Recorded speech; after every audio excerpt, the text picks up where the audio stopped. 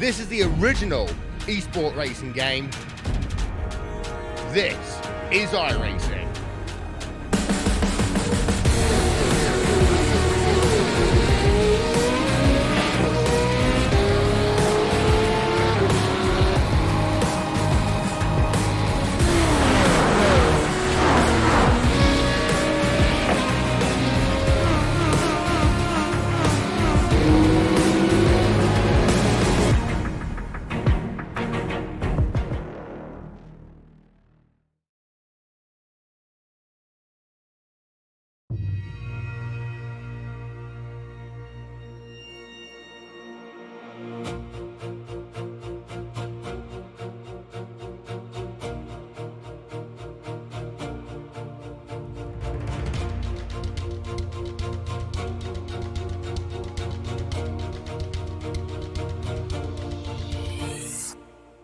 Live tonight for the virtual Martinsville Speedway, we say good evening, sim racing fans, and welcome to LSR TV's continuing coverage of the 2019 Full Throttle Real Sim Racing Cup Series playoffs, powered by Sim Racers for Mental Health. So happy that you're with us, as always, on your home for sim racing and the iRacing Esports Network, as we get set for the Bump and Run 200 and the start of the round of 8, as we bring you topside, as always, myself, Evan Pasoko, with Justin Prince and Rennie Janet is your team tonight. And Justin, we come off of what was a razor-thin margin for the cut race last Monday night at Kansas. Seed, of course, no surprise, Andrew Frenage going to victory lane, but a tie for the final transfer position to set up our 8 remaining drivers.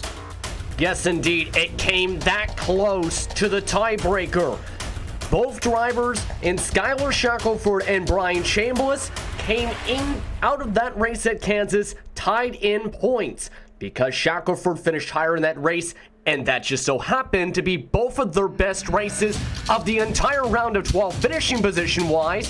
Skylar Shackelford got that tiebreaker and moved on, but it's going to be a tough field amongst the rest of that top 8. Frenosh, Horn, Jacoby, 3 of the best drivers all season amongst that field. Dylan C. Jones continues to show strong performances. Rhett McBride can consistently run inside the top 10.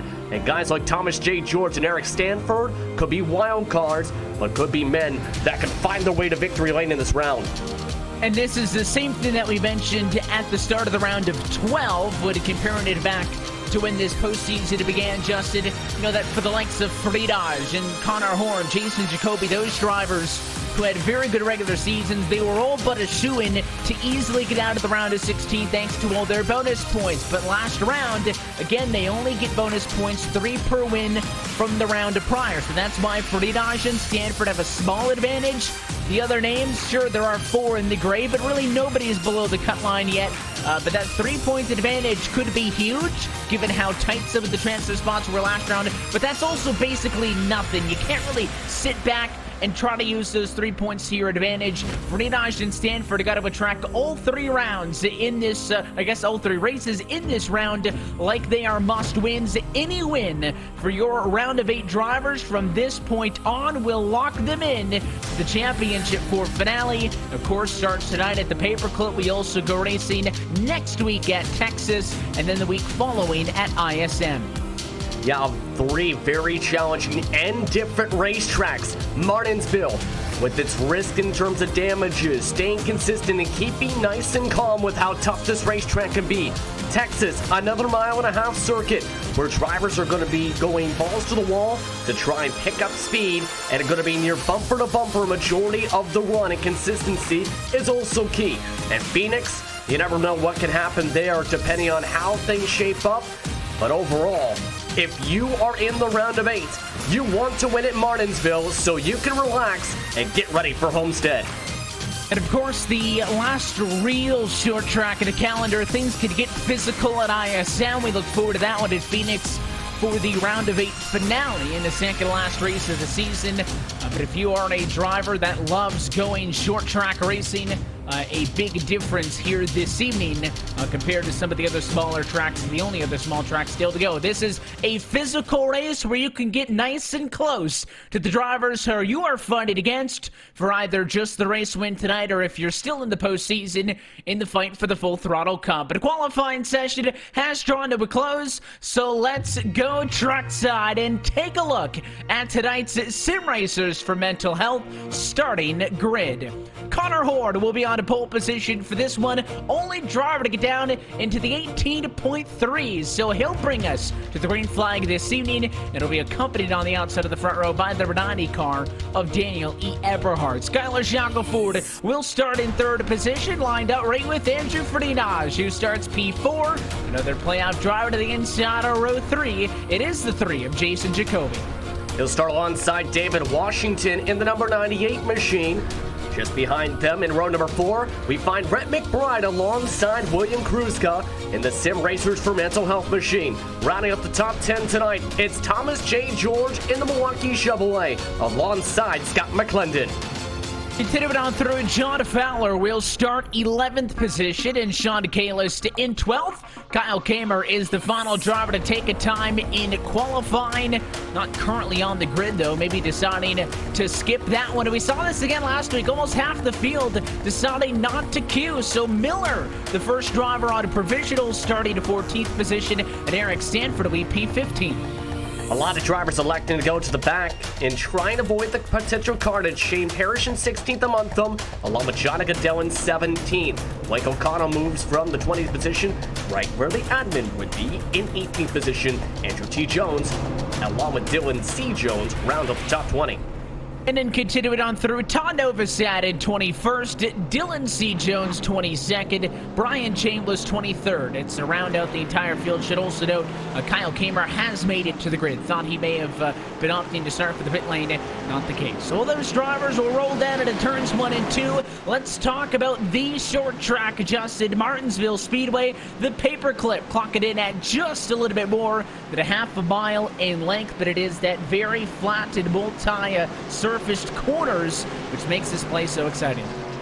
Yes, indeed. Close quarters racing, just 55 feet in track width across this circuit, and really only of 800 feet down the straightaways from the end of the corner to the start of the corner. And there's a lot of opportunities to go bumping and banging here, but the question's going to be, who's going to be able to keep their car clean, keep their emotions in check, and in turn, find their way to the checker flag. Maybe the first time in this postseason that now the majority of the cars on the racetrack are out of the championship fight, as our field of hopefuls that once stood 16 strong has been whittled down to 8. We're happy that you're with us, as always, on LSR TV and the iRacing Sports Network. Let's go playoff racing from Martinsville. Green flag for the round of 8. And off and away quickly they go, and quickly Freenash to the bottom side. That is the line you want to restart on throughout the night. But we're going 3 wide for P3. That was Jacoby trying to look to the inside of Shackelford. Opts not to, gets back in line. So the 12 will win out in that fight for third position. And it is now Eberhardt trying to hold off Jacoby down low. He'll clear, though, on the exit at quarter number 2. So some early moves forward for the 3 car. And that type of aggression is something you need to have throughout the entire race, because it's so difficult to pass here at Martinsville. And it's really, for much of the race, 1 to 1.5 lines of traffic. In the early stages, the bottom's going to be that preferred line alongside the yellow curbing. Eventually, we'll see drivers move here half a lane up, or even up towards the middle line, as we've seen in most recent years. 29 cars been getting snappy the last couple of laps, so Kurska will lose to Thomas George for 7th and 8th position, but you can see Jacoby, the one who's trying to dig to the inside on Shackelford. This is a battle for third, and a 3 car is going to get by on the inside without contact, but Shackelford now finds himself stuck at the outside line with a whole host of cars coming through. Washington's there now. He'll clear it at turn 2, and next on deck is Brett McBride, a sharp-looking number 5 Chevy, who peeks his nose to the inside and will force himself 2 by 2. Another one dropped for the 12 car. And that's a worry you have if you're at Martinsville. If you get stuck on the wrong preferred line, especially the top, you are going to fall like a stone. Shackelford is really struggling on that top line, actually overdriving the corner apexes, and is losing a position every set of corners. Finally gets himself to the bottom after dropping himself all the way back to 8th. That's a tough break there, but I think Shackelford knew that that was going to happen. At one point, I think he actually let McBride go to try to tuck in line before George got on him. Didn't work so as you mentioned, he ends up in a position of rain, and it doesn't mean the challenges are gone. McClendon now looking to the inside in the 51 machine, but not going to be able to establish positioning. Now he gets another peek down low, and will try to make it a dance for the number 8 spot. So Shackelford cannot settle in, and it's McClendon on the attack. He'll take the spot away. Now Shackelford seems a teammate behind him in Miller, who also wants to go to the inside. And you have to wonder if Shackelford is trying to save the tires or is just trying to drop to the back of the field at this point. He's just leaving a whole lot of bottom in and just seems to not even want to use the bottom line whatsoever. Wants to try and go to that middle line now. Unfortunately, though, the rubber's just not good enough. Contact! Kamer gets into Shackelford, and the 12 car is up around on the outside. There is our first caution flag of the night. Just 10 laps in, and that one kind of came out of nowhere. Let's take a look at the LSR TV replay. On board with Skylar Shackelford, leaving the room on the inside line. You'll see the 23 car get on through. That was the quarter prior. And as we race down into turn number 1, out of nowhere, bang, takes a shot on the left rear as it was Kamer trying to work the inside and made quick work of the 12 as he got disposed of. Yeah, you gotta wonder if he thought Shackelford's been trying to let people go on by at the bottom, tried to send it in, and then Shackelford just tries to shut the door. They make contact, and around they go. But that's what you expect to see at a track like Martinsville.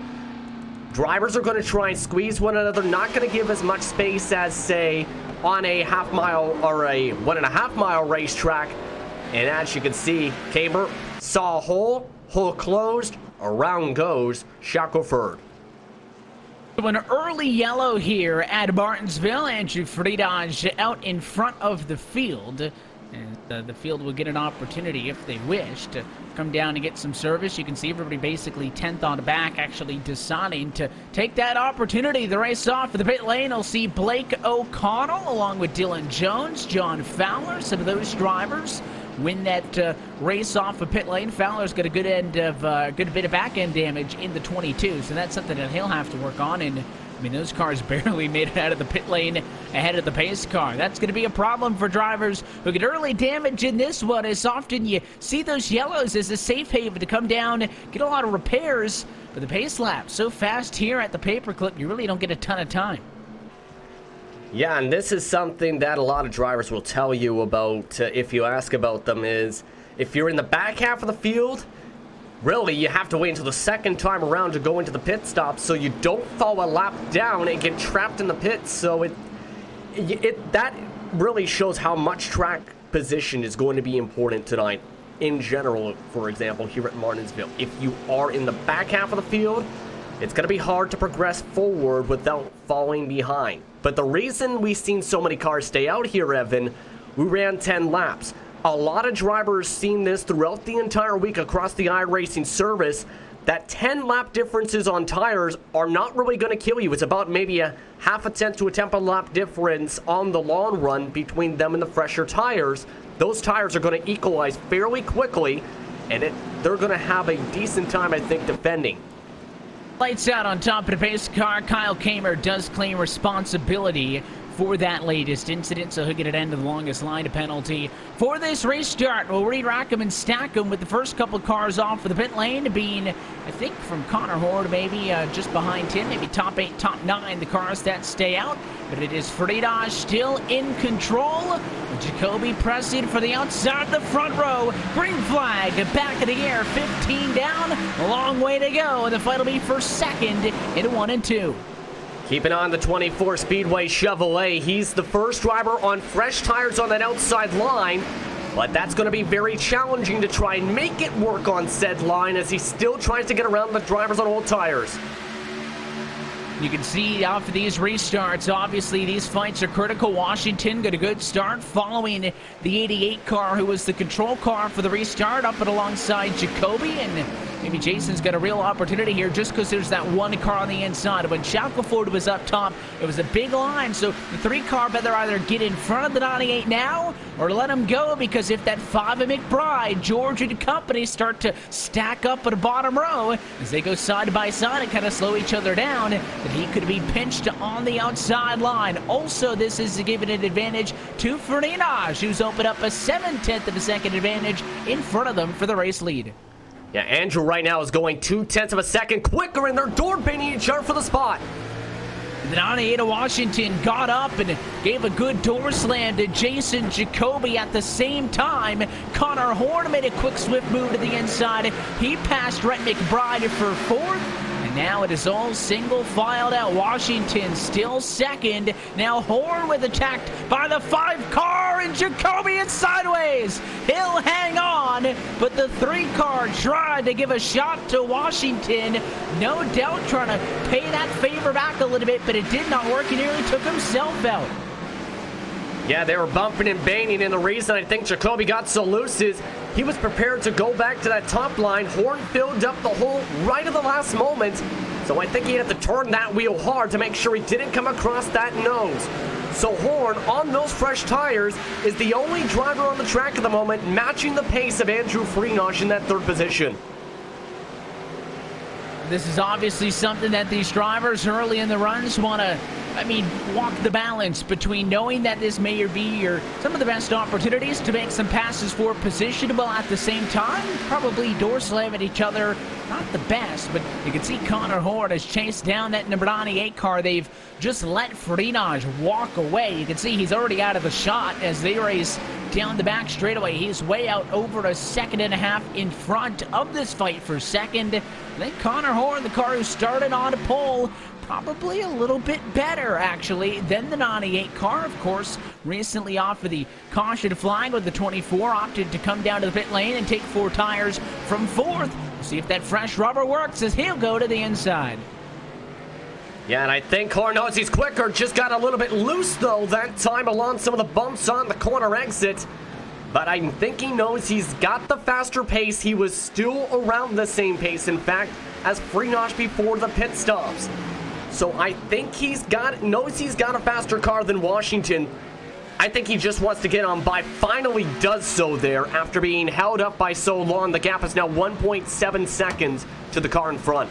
The last lap by Horn, despite the fact that he was engaged in that battle, was pretty even with that race leader. So we'll see what the 24 can do with some clean air. Single file for the rest of the top 10, but way back at about P15 or so, things were getting mixed up. I just saw Andrew T. Jones in a fight in the 64, Kyle Kamer, John Fowler, all those names had been 2x2 a few rows deep, but they've actually single filed the back out now. Novosad is on the outside way back there, but a good amount of separation throughout this field off of the restart. As you can see, Horn already starting to gap the 98 now by about 4 car lengths. Yeah, I think the main thing is a lot of these drivers are just trying to get into rhythm. It's a rhythm track, Mark. There's a reason why guys like AJ Allmendinger, who of course was known a bit as a road racer, was also strong at Martinsville. Because these corners, you have to be hard on the brakes and good on the brakes. What I mean by that is you can't afford to just send it in hard, lock up the brakes, and stick the line.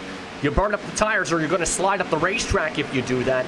It's an art to enter the corners, maintain speed in the corners, and then exit efficiently around this racetrack to keep on pushing forward.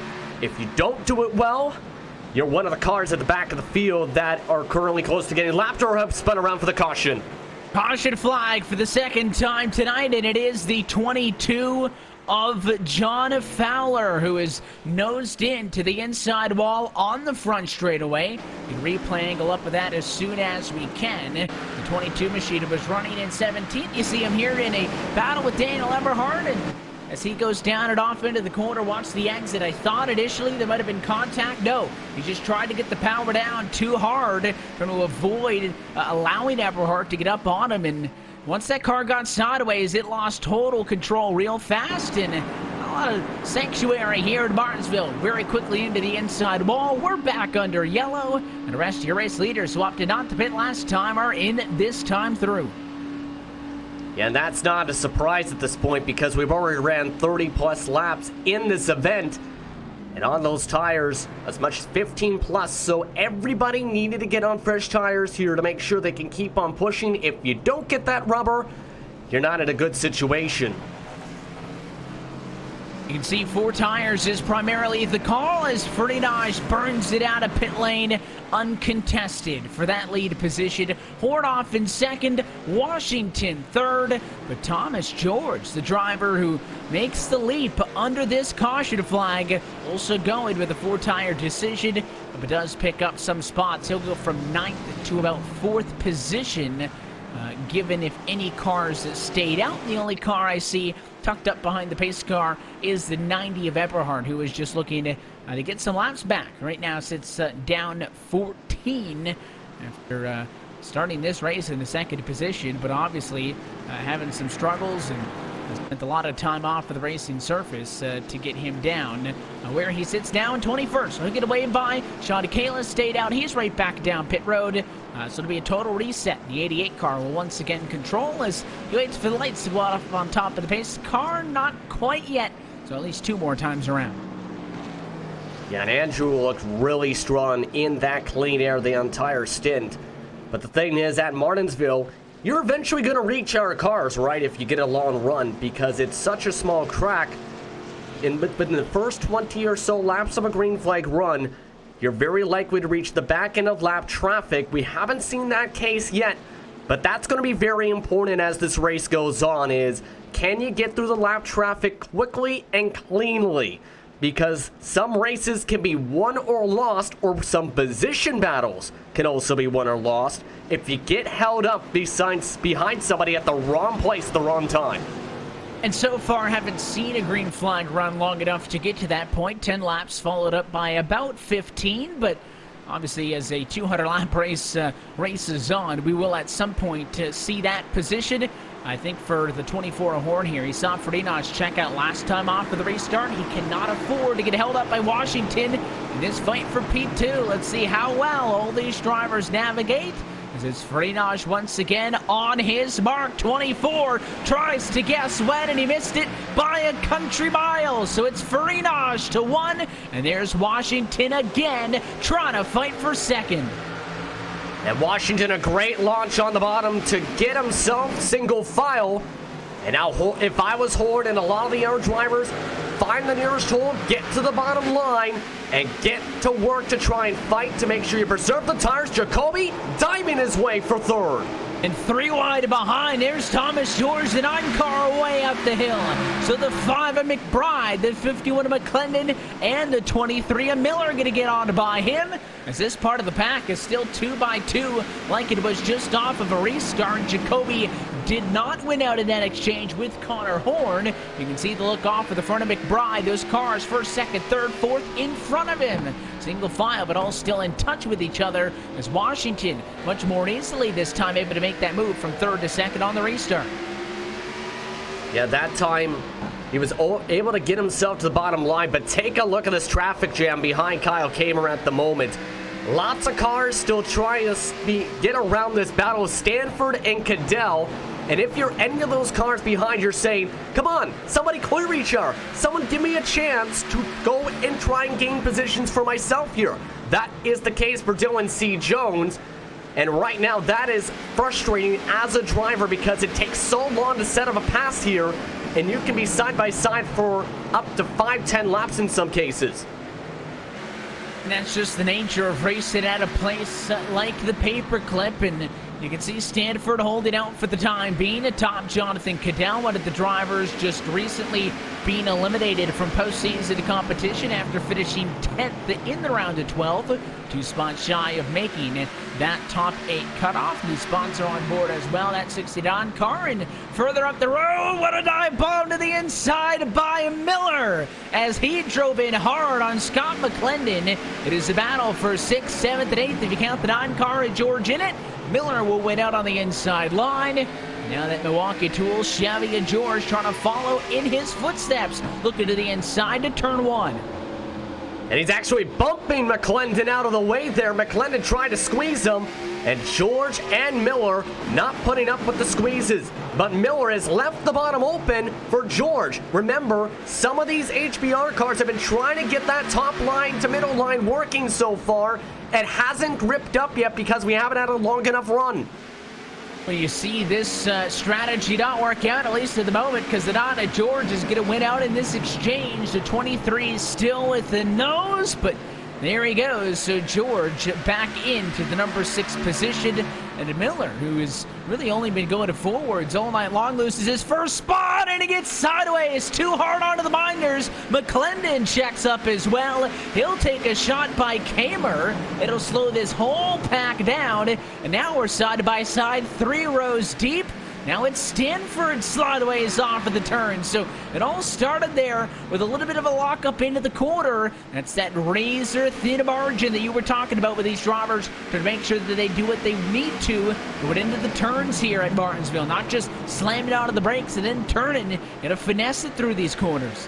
Or slamming into anybody. He had to lock it up to try and avoid George, right? So I think Miller's trying to send it deep into the corners and might have a very high brake bias that allows him to get that deep into the corner. And he's not expecting some of these drivers to be braking as early or trying to trail brake as much as they can. And that in turn has caused him now to go a little bit backwards here. That in turn, while it can be comfortable if you don't do it right, burns tires as the caution's out again. Caution out for the 3rd time, just trying to do a scan to see who this one may have involved. I think it might be the 34 machine of Todd Novosad. He's already taken a toe down to the pit lane, and it was him. Very similar to the last yellow that we saw. You'll see it on the LSR TV replay here. Down in turns 3 and 4. Not really being pressured from behind. And he'll just loop it around right there all on his own. Nowhere to collect that car. And of course, when it comes to a stop down there, really isn't an apron here in Martinsville. So that triggers the yellow. We slow things back down. We were just on pit road. And we'll go for another trip as Fernandez from the top spot wants more service. Yeah, the reason Novosad went around, and we see this a lot here at Martinsville in the Cup cars, is it's so difficult with how much tire spin you could get off the corner here that you end up just potentially losing it if you don't finesse the throttle well enough off the corner, especially off of turn 4. That is a very common spot for the caution flags, and that in turn led to Novosad going around there. We see this regardless of setup. Before you say that though, fixed or open, you're going to see that multiple times, potentially a race. Novosad will also claim responsibility for the caution flag. However, that is going to end his night as that car goes to the garage. So doesn't really matter in the end, but he does still claim the caution, and that'll come with a 1 penalty point.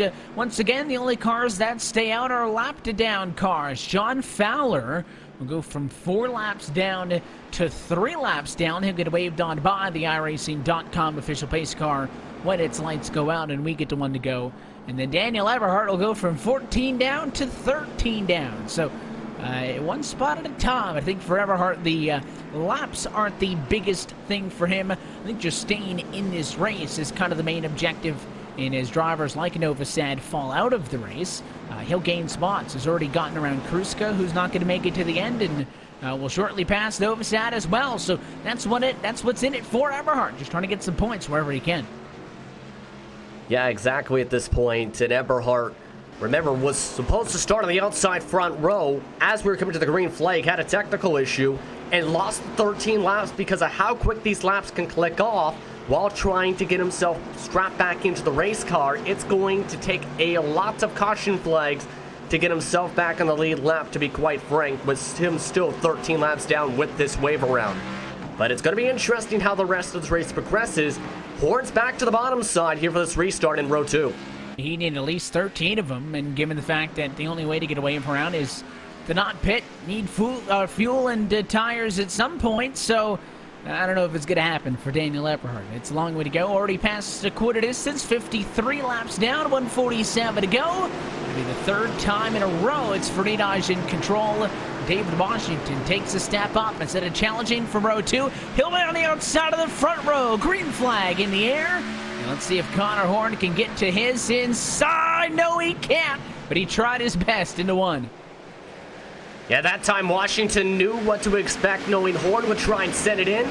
Immediately slammed the door shut to hold himself alongside that yellow curb. Now it's going to be a matter of can he do so here with a lot of hungry race cars, including Rhett McBride in the top 5 now in the number 5 car at the back end of this train of cars. Very strung out at the front of the field with a couple of challenges around P10. Kamer trying to get to the inside of Shackelford for 10th and 11th position. That one getting a little bit close quarters at turn number 4. But as you see, your race leader, single file, there's a good shot of the field. Oh, and contact the 98 car. And David Washington, caution flag is out. He got tagged by Connor Horn. And then the 98 got hit by Jacoby. Yeah, Horn just straight up moved him. We're going to take a look at this from the mid portion of the back straightaway from the lap prior. You can see he is getting close to him, had a good corner exit, and it's getting close to him. It's about half a car length difference between them into the braking zone. He sees a little hole, runs around the yellow line, and just straight up moves the 98 machine out of the way and essentially turns him. That's that half a line opening that Washington was trying to do to get kind of a preferred line there. And Horn just seen that and said, you know what? I'm going to try and just move up the racetrack. I don't think he meant to turn him. But still, that's what you can see happen at Martinsville. A lot of the time, if the contact comes right on corner entry, you can say, I didn't expect you to brake that early, but you can see on the onboard shot was the best angle. Didn't get into him and then kind of accelerated up into the center of the corner and initiated that contact. So a split decision this time down pit road. And someone apparently hit the wall, Evan, is what we're being told here. And take a look, Eric Stanford, the number 19 machine, as some cars were coming in, some cars had stayed out onto the racetrack, and it was Eric Stanford at a turn number 2. He got the pit road exit wall. I don't know if he was taking the opportunity under the yellow flag to adjust something with his sim ring, but there it is. I mean, that's not the entrance. It's not like he mistook the pit road entry. He just had that wheel turned in the corner, and whatever he was adjusting, pit settings or whatever in the sim, wasn't looking and didn't unwind that wheel coming off of the corner. And yeah, that's one of the more unusual ways to get some damage, and now that is going to force him to actually come down pit road. Yeah, that is just a straight-up mental error there at that point. I think he was still thinking he was still in the middle of the corner at least, and didn't realize, oh man, I'm about to slam the wall. That wasn't a technical issue. That was definitely driver error by far, and that's gonna definitely leave a mark on the race car, especially at that part of the race car that could potentially damage your engine. And it did cause some minor engine damage, it appears. He's on pit road trying to get it fixed, but Eric Stanford again came into this round with a 3-point advantage, courtesy of a race win in the round of 12. And that one coming at Talladega Super Speedway, and started this race back at 15th, drove himself all the way up to P5. Probably on track to maybe fight for the race winner, at least the top position late in this one. Instead, that mental error is going to force him down. And not only does this service cost him all that track position, but the damage is going to linger for the remainder of this bump and run 200. So a little bit of drama on that exchange. The first pit cycle in a while where Freitas opted not to come down pit road. So a different look front row sees McBride second, George third, McClendon fourth, and Kyle Kamer rounds out your top 5. The constant is still Freitas, same spot. He puts the right foot down, and we're back underway again. And already drivers diving down to the bottom side. McBride as be expected, but some drivers overshot the corner towards the back end of the lead group. Guys like Kalis nearly headed all the way up towards the wall in Apex. It's easy to identify these big battles as you see George and McClendon side by side for third and fourth position. Those playoff drivers still with the red windshield banners, spoilers and splitters. I know it kind of blends in on Thomas J. George's red car as is, but for somebody like the 12 machine of Shackelford up at the outside line. Much more noticeable, so interesting to see how playoff drivers race each other and how the non-playoff drivers interact in the middle of all of it. But for all that chaos off for the restart, everybody finds a home. The question is, how comfortable they stay in those homes. Look at that, Miller getting a shot from Shackelford, his own teammate.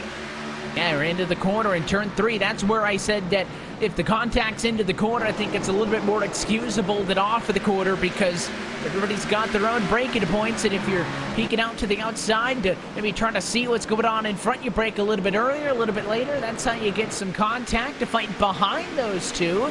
You see the 98 car, white car, right-hand side of your screen.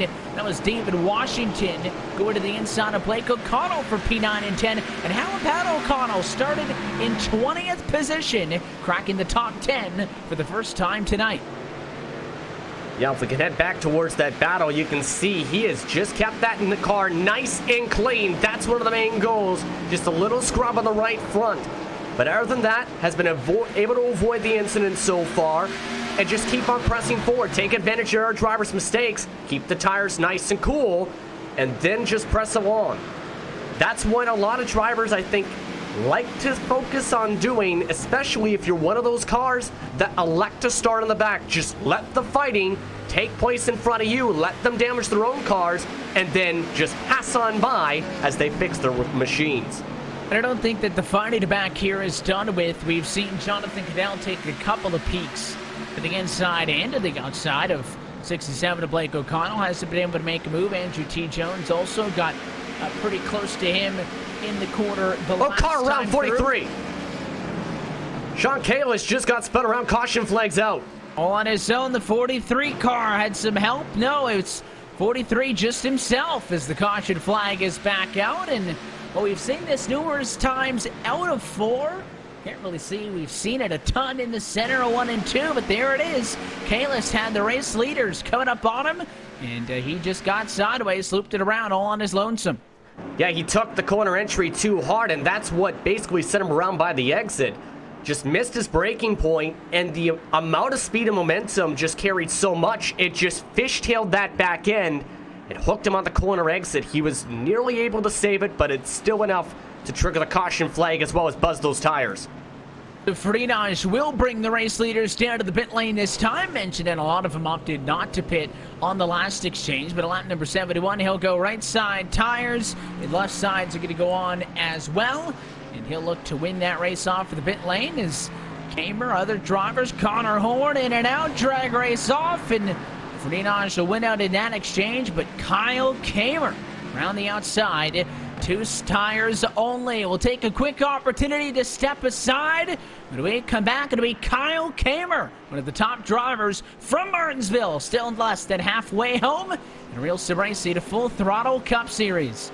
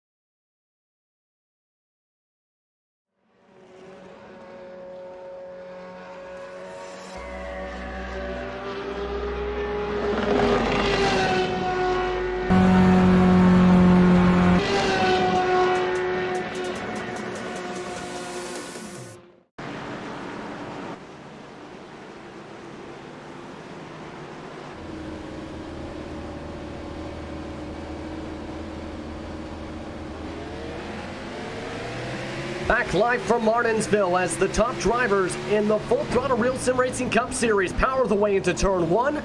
Let's take a listen as we go to a fan immersion for this upcoming restart as the cars battle for the lead.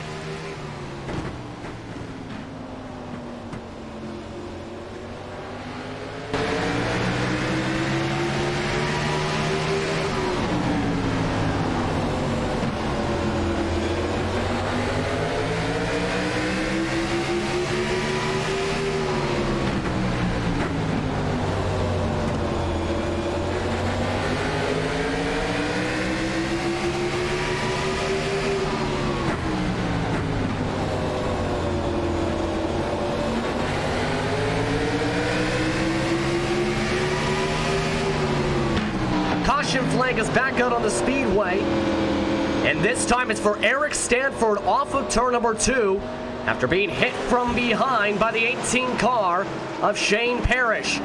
3+ cars stacked up on the up at the corner exit of turn 2. You can see why, as Parrish got a shot from Eberhardt, and that pushed him into Stanford as Chambliss had nowhere to go but is back under the caution flag. Take another look here, this one from Eberhardt's viewpoint as he tried to dive his way to the inside. However, just drifted up into Parrish. He drifted up into Stanford, brought us back to the yellow flag. So caution flag is back out as we get ready to go towards 122 laps to go this time by many playoff drivers. Up towards the front and trying strategy, Andrew Freenosh leading the majority of the laps so far tonight. But drivers like Rhett McBride looking for good points totals in this race at the moment. He's currently up in the second spot as a lot of drivers stayed out for this yellow flag. No surprise as it kind of bounces back and forth that you'll see drivers stay out. We talked about Freenosh doing so a couple of restarts prior, and in a race like this, Justin, we talked a little bit before the green flag about how we thought that a 200-lap contest at Martinsville would play out, and I think probably figured we'd see our fair share of yellows, so it takes kind of a defined look of strategy away. There is no one stop or whatever. It's just kind of come down, get tires, and set yourself up for restarts, and it's kind of unconsequential also. I don't think deciding to pit or to not pit on lap 80 is going to make or break your race, but, you know, another 80 laps from now with 40 to go, then I think these drivers are going to try to set themselves up for the end. But I wouldn't read too much into the pit situation right now, as something tells me we've got a few more restarts still left in this one, and Freenosh is getting a ton of practice. He's been very good on them so far. Yeah, he's been able to beat the control car majority of the time. Lots of times waiting until the straightaway. That has its pluses and minuses. The plus is, if you time it up right, it's, even through a few tire cycles, you can limit tire spin and get off to a good launch down the straightaway. The downside is, a lot of competitors don't like it because it can bunch up the drivers, and many have to floor it in the middle of the corner, and they end up potentially piling up. That's why a lot of drivers like to start the restarts about where Rhett McBride just passed through, around that pavement on the left side. Try and diamond their way down to the bottom, then use the bottom just next to the curbing to put themselves off to a good launch.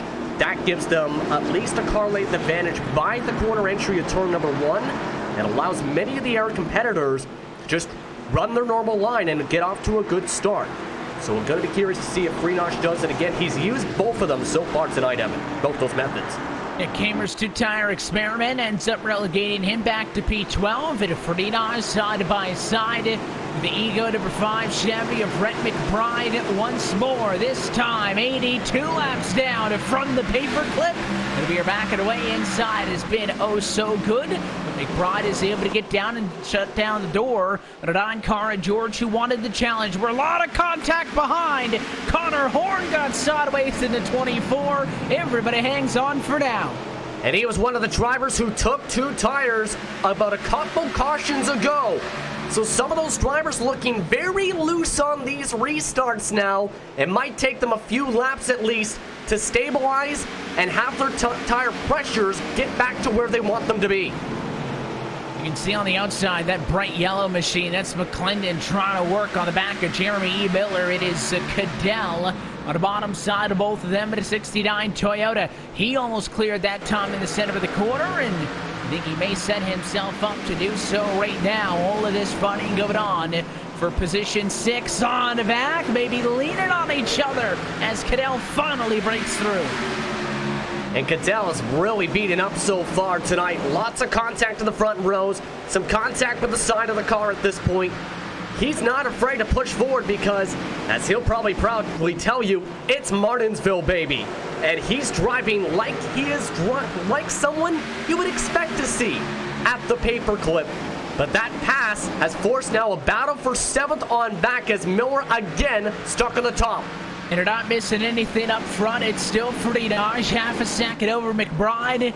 This mid-pack has been one of the more convincing places to look at off for the restart, but now even they temporarily find a spotted line and go single file all the way back to Andrew T. Jones in 14th to single files this one out.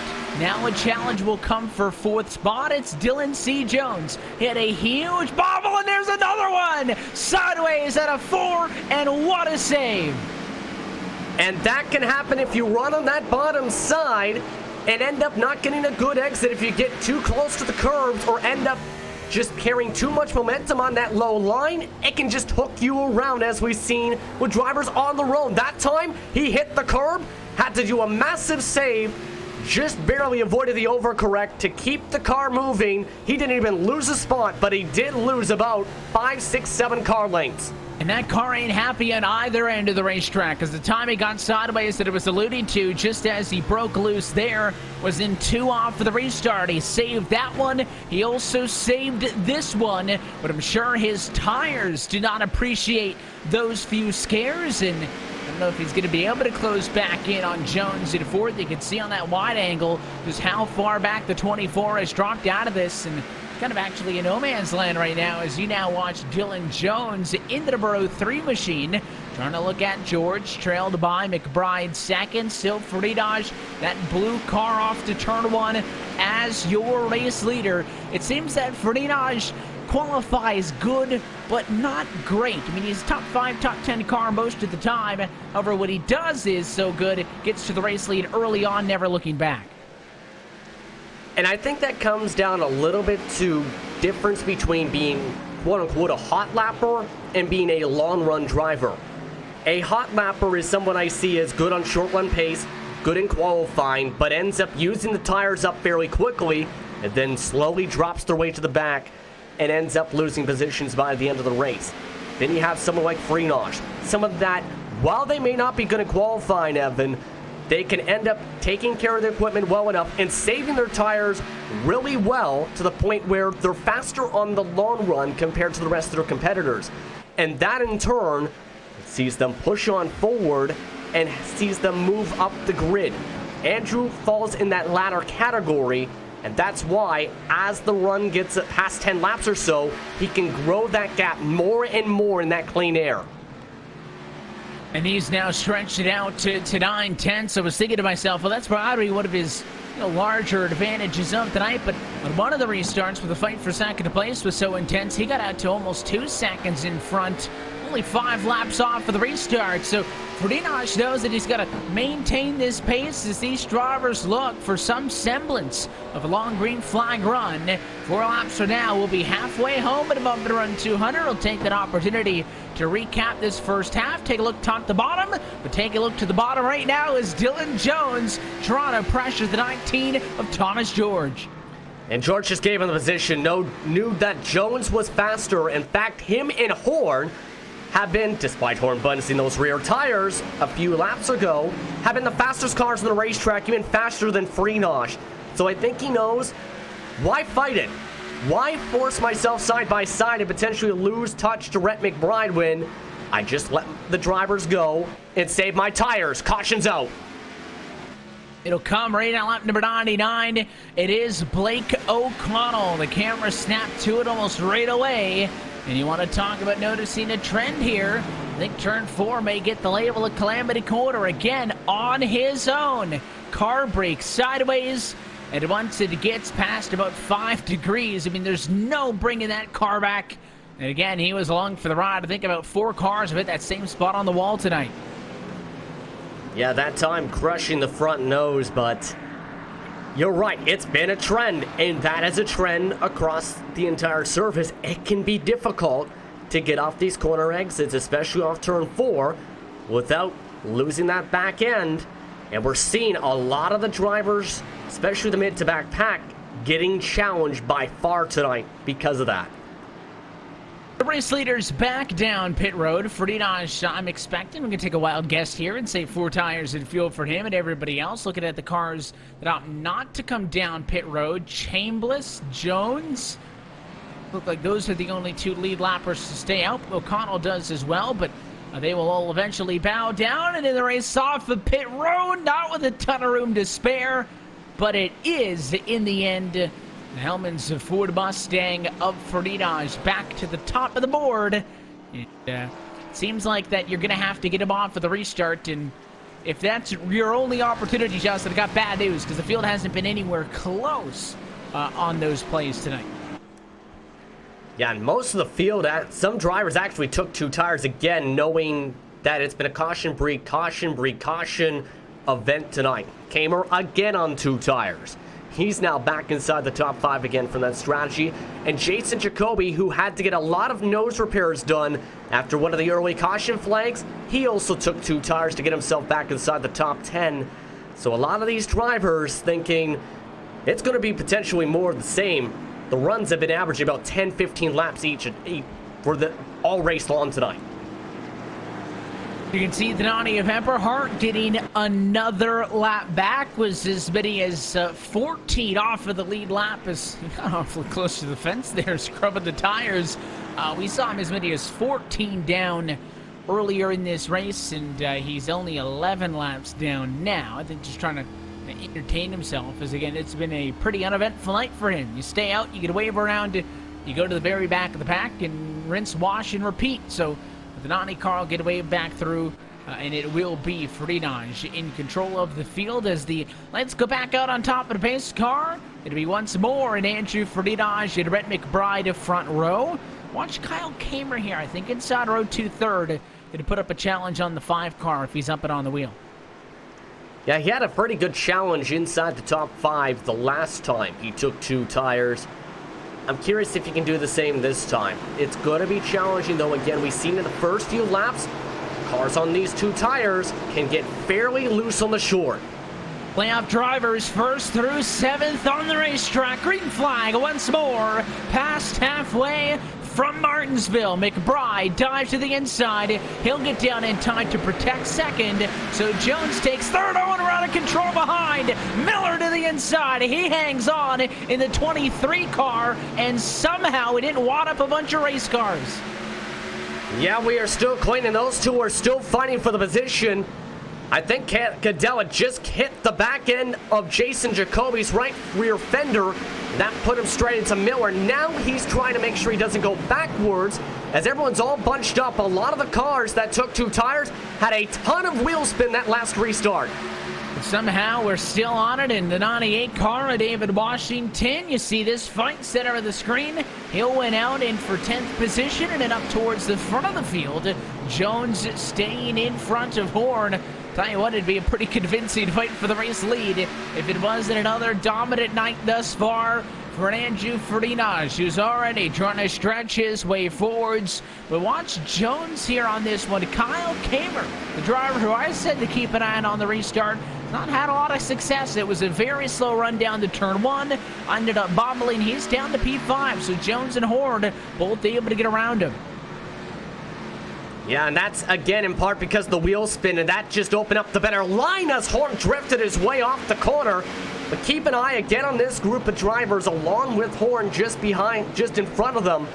They're getting very squirrely, and some of them are getting to where they're bumping and banging each other, trying to get positions or trying to move each other out of the way because of how much time is being lost behind the man we're following the front bumper of. Yeah, that's off of the nose of the 24, Connor Horn, looking up to the 03 Dylan Jones, who goes to the inside of McBride, who had an atrocious trip through 3 and 4. Basically opened that thing wide open for the 03 to come on through, and he will accept that offer. So now in second position is Dylan Jones from 22nd on the grid now to P2. He hasn't gotten all the way around, although he does have that spot at the stripe. The 5 cars being pesky and keeping it nose there, but there it is now. He gets on through, and now it'll be the 24 Horn next up to challenge him. I think he's just saying, I don't want to give up this track position. I'm going to fight as hard as I can for these positions, especially knowing these are playoff contenders. You don't want to give an advantage to those drivers. Remember, a majority of the field dead even after the points reset for the start of this round of 8 event.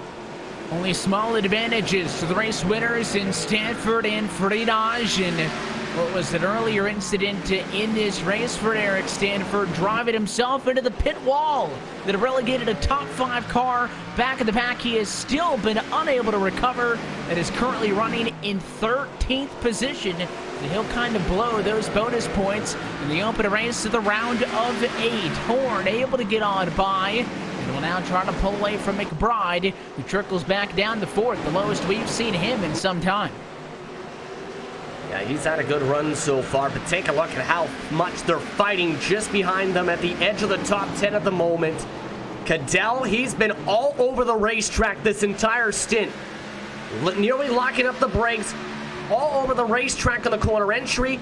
He's also got severe left front fender damage that I think has pushed the toe in the tire a little bit more than the car compared to his outside, and that's affecting his turn in and apex so much that he is having a hard time holding that line.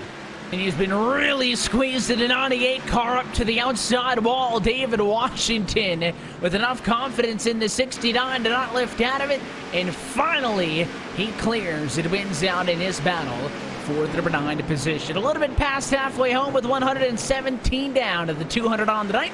But let's take this opportunity to take a look top to bottom at our Ford Entertainment Group midway race break. Andrew Friedage leads by 1 second atop Dylan C. Jones, P2, who again is plus 21 on the evening. Connor Horn, your pole sitter, has been able to climb back through the field to 3rd, but no higher. That's where he sat for some time now. Both those cars able to get around McBride recently, who falls to 4th, and Thomas George way back 3 seconds in the number 5 position. Jason Jacoby's been pretty quiet. He sits in P6. Kyle Kamer up to 7th position. Jeremy E. Miller's floating around into P8. And then the battle we just watched a few moments ago, Washington to P9, and Jonathan Cadell rounds out your top 10. Behind Cadell at the moment is a huge stack of cars. Shackelford in 11th position. He started in 3rd, with Scott McClendon in the 12th spot behind them. Eric Stanford has recovered to a 13th place position at the moment. He's holding off Brian Chambliss. Caution is out as Jones, Parrish, O'Connell, Kalis, Fowler round up the drivers inside the top 19 along with Eberhard. It'll be Eberhard, Novosad, and Kruska, the drivers out of this race, as slow things down for another caution flag in this. What it seems like, just when we get to the point, as you see the 22 car go around there, not the first incident that we have actually seen John Fowler be involved in, and the onboard shot here may actually add a tad bit more context as they race down into the corner. He's trying to chase down that car in front of him, a little bit overzealous, either on the brakes or the throttle, loops it around all on his own. So we'll come back down to pit road. That was a look, though, top to bottom at your Ford Entertainment Group midway race break. FEGPC has been serving the iRacing community with custom-built affordable computers, specifically built and tuned for iRacing. Your PC will come with everything you need preloaded, so you can get racing as soon as it hits your doorstep. Get yours today and join the over 600 iRacers already enjoying a Ford Entertainment Group build. PCs to fit every budget from $540 and up. Go to FEGPC.net and mention code LSRTV10 to get your build quoted today. 3 wide off of pit road, Connor Horn is able to get out in front of both McBride and Jones, and it got Cebu, and the 03 car was too fast. Yeah, that was a good battle off the pit road. Unfortunate for Jones. He knew he had to get boogieing out of that lane and basically carried the green cone along with him. And I think that might have been where the penalty was triggered a little bit there, as they were trying to get each other on by, and now he'll have to go all the way to the tail end of the longest line. Man, this is not going to help Jones. There's still a ways to go in this race, but with how difficult it can be to pass here in Martinsville, not what you want to do. Yeah, and just looking at Dylan Jones's speed, pit road speed here at the Martinsville Speedway is 35 miles an hour. I didn't see him go over that. You got to 36, but there is a little bit of a leeway. I think the issue for him was he was on the outside of 3 wide. So if all of those cars are doing 35 miles an hour, well, he's going to lose that race off the pit lane because the cars on his left-hand side are taking the shorter way around. So I think he tried to look at those drivers and compensate a little bit. Maybe that extra 1 mile an hour is what they got him with. I don't think the little nudge to the cone would have been the difference, but wherever the penalty came from, it was certainly right there on the pit road exit. And well, not the first time we've seen a playoff driver penalize themselves tonight, as they'll go way to the back in the second half of the race. Lights on top of the pace car route once again here, it appears, but he's going to have a lot of traffic to work through. This puts him all the way back to 17th position on the lead lap. And it's going to be a thrilling battle because look who's to the outside of Freenage. The 24 car right back up alongside. Could this be a renewed rivalry? The 88 car is just oh so good, and he continues to be perfect on the restarts. He'll lead to one, side by side for second, fourth, and everybody else on back as McBride on the bottom of the racetrack trying to clear the 24. Horton definitely not perfect on that restart. He actually had a lot of wheel spin and nearly snapped it towards the wall. And now because of that little snap, it's going to expose that inside line.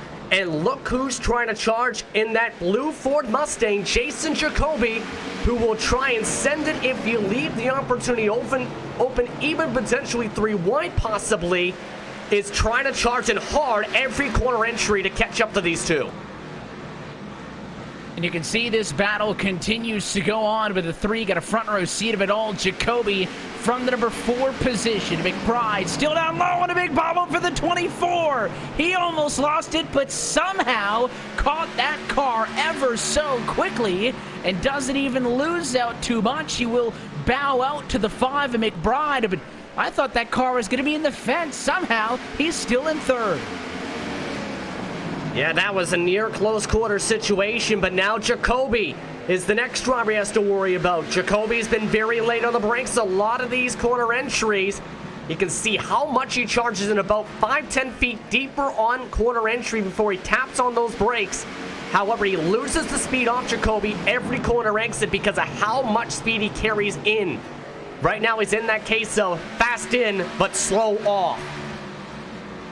And these are different things that drivers try to adjust to, or maybe even intentionally do in a race like this. Chasing somebody down, you are going to want to be better on exit, but it's easy to get coaxed into driving it harder in to close the gap, and then you give up on exit. The cars that are good back up the corners at a place like Martinsville, and you can see different lines in this exchange for 3rd. Connor Horn wanting to run a little bit higher up the racetrack as Jason Jacoby tries to make some more nose late. I mentioned when we took a look top to bottom of the midway break that it's been quiet since that opening quarter of the race, but back up to P4, try to make some noise. I just don't think he's got the speed right now to get up on Horn, but with that 24 leaving the inside open, it's kind of welcoming the 3 to one of these times, just driving in there on the entry. Well, you got to remember, as he nearly walked up the brakes trying to send it in, caution is out again. Slowing it down at 134, and on the back straightaway, Jonathan Cadell is around. We'll take a look at the LSR TV replay, but if you can guess based on the other ones, it starts as a single car incident, but Kamer nowhere to go. Gets a little bit of piece of that one, but he drives on through.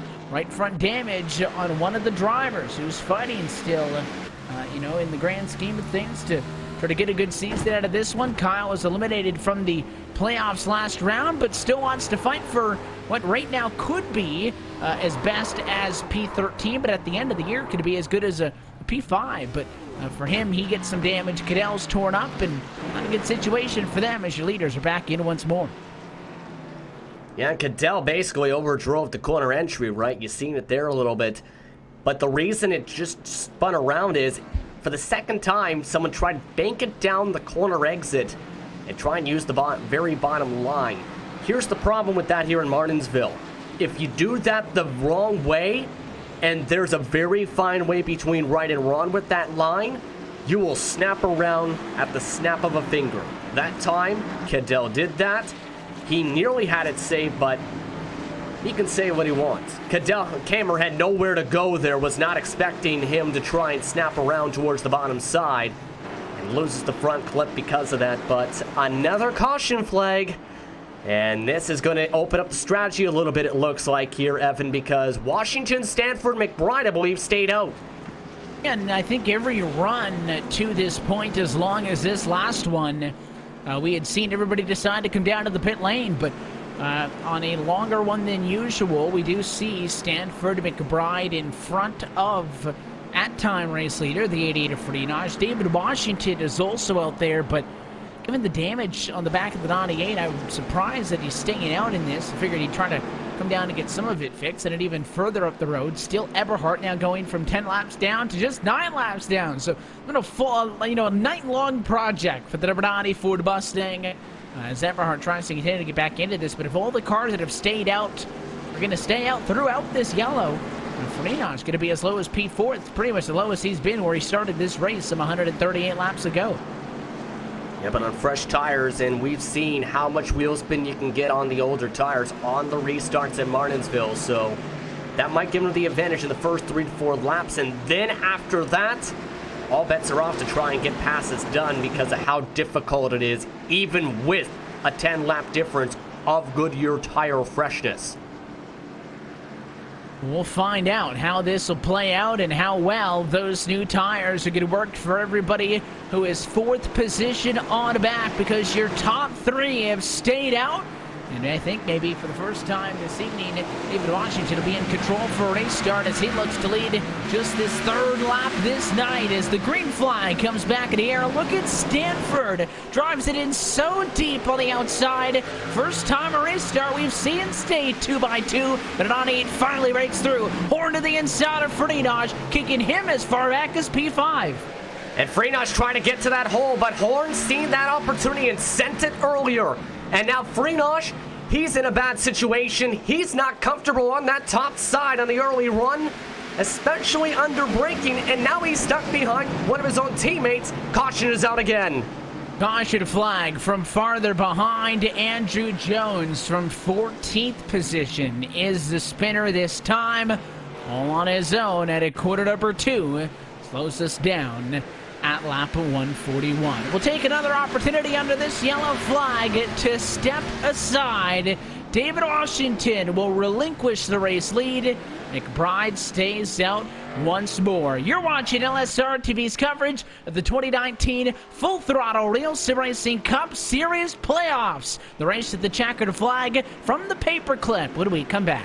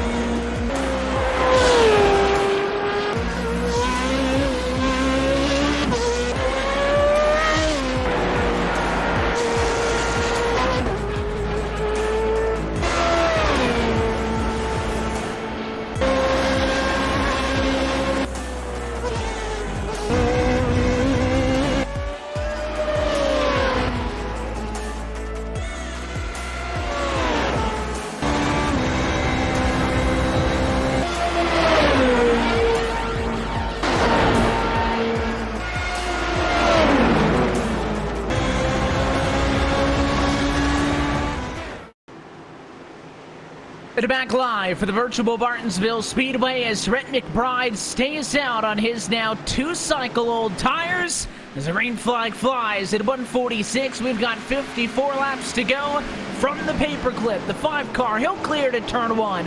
Horns in second, Freinage in third. Those 2 cars on fresh rubber. And the amount of patience now at this point of the race is going to start going more and more and more down because it's money time to get points. Expect a lot of potential bumping and banging and a lack of patience if someone tries to slow each other up. And that's what we saw in the restart last time through. And Freinage, who actually restarted ahead of Horn, just got to boxed in, had nowhere to go. And now it sets Connor Horn up for this opportunity to the inside for the race lead. Horn, number the 5-car McBride, side by side as they race down the back straightaway. This could give Freinage an opportunity to close back in. And a little bit of a push up the hill that time for Horn. It gets the job done. Yeah, scared McBride right up the hill, and McBride, I don't think he liked that too much. Tried to go for the bumper to loosen him up, just couldn't make contact, however. So Connor Horn, with a good mood, didn't make any contact, it appeared, is now up to the race lead with that clean air. They do have Danny Lee Eberhardt right in front of them, though, about 5-10 car lengths up the road. And that, of course, is going to be a challenge. Lap traffic has been a huge factor tonight, despite the possibilities that it could be. Haven't been green flag racing for a long enough distance for them to really get into the thick traffic. McBride, though, holding his own, is not allowing Freinage to immediately get on him. Horn now to the inside of Eberhardt, who is going to give him the inside line, but not a ton of extra real estate to work with. And Connor Horn now trying to pull away with a race lead at Martinsville. Oh, and Eberhardt, I think, blew up. He was slow on the outside of puff of smoke, and he's almost at a complete stop on the outside of turn 4. He's not going to be able to make it back to pit road. The car is going to come to a stop. Thankfully, no caution. We stay green, but about 130 laps of driving around laps down, and it's all going to be for nothing. The car expired on him. Wow is all I can really say, and bad luck for Eberhardt at this point. But this battle for second spot is about to get very intense. Freinage knows he's quicker, I think, at the moment. Once he gets spaced by McBride, it's just a matter of, can he force himself to the inside of the 5? We know McBride, though, is willing to fight hard as he can on the top side for laps at a time for position. They've done it before tonight. We'll see if it comes to that, but I mean, McBride's really the big puzzle in this. If he's going to make a play for the race lead at Connor Horn, I think that's kind of what Freinage wants. The worst case scenario here for Freinage is for the 5 to hold him up while simultaneously losing time to the 24 who's pacing the field. A little bit of a bobble that time for McBride, but he's A-okay. It's a top 3 breakaway ahead of George and Jacoby, who are in their own fight for 4th and 5th. And that currently is about 15 car lengths, about maybe 10, I should say. Car lengths right behind those leaders at the moment. You can see George, along with Jacoby, slowly both of them are actually clipping into the ground, into that lead, I should say. A little bit at the moment. But the question is there going to be enough time? Can they pick the pace up on the long run, if we get it, to get to the back bumper of these 3? This race, again, with the pace that we've seen tonight, probably still has a couple of restarts in it, but what if not? What if Connor Horn can get some laps to work with? The 42 laps that'll be left to go this time by could fly by, and there it is, almost on cue. Caution flag is out. It is Shane Parrish this time in the 18 machine, and there was contact involved in this one. We'll see the replay right here off of the corner. Watch as they beat and bang a little bit. It started with the 64 of Jones getting into the fence. He comes down, gets into the 18 of Parrish, and there is where the contact goes into the inside fence.